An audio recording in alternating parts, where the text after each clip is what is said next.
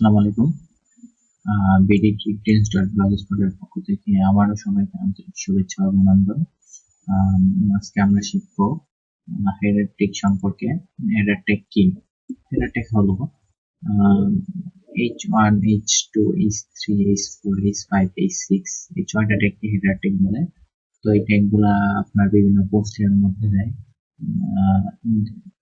H1, H2, H3 যত নিচে নাম মানে উপরের দিকে উঠবে তত আপনার লেখাগুলো ছোট হবে, আর যত মানে H1 সবচেয়ে বড়, H2 সেকেন্ড, এই টাইপ করে 6 পর্যন্ত যায়। তো গুগল বা বিভিন্ন search engine H1, H2, H3 এই তিনটা ট্যাগকে বেশি প্রাধান্য দেয়।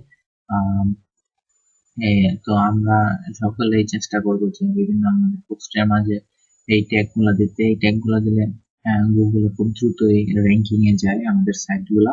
তো আসুন প্র্যাকটিক্যালি একটু দেখি।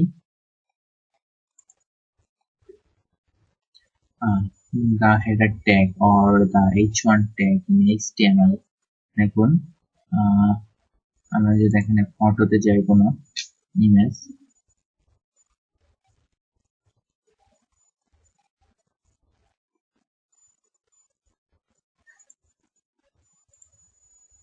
দেখুন এই জায়গায় একটা ইমেজ আছে, H1 হেডিং মানে H1 টা বড় লেখা, তারপর H2 ছোট, H3 আরো ছোট, H4 আরো ছোট, H4 আরো ছোট, H5 আরো ছোট, H6 সবচেয়ে ছোট। তো গুগল মূলত H1, H2, H3 এই তিনটা ট্যাগকেই বেশি প্রাধান্য দেয়। আপনারা যখন পোস্ট করবেন তো আপনারা চেষ্টা করবেন যে এই ট্যাগগুলা মানে এই ট্যাগগুলা রেখে আপনাদের পোস্ট কমপ্লিট করতে। এই ট্যাগগুলা দিলে গুগল বেশি মানে আপনার পোস্টটাকে প্রাধান্য দেবে।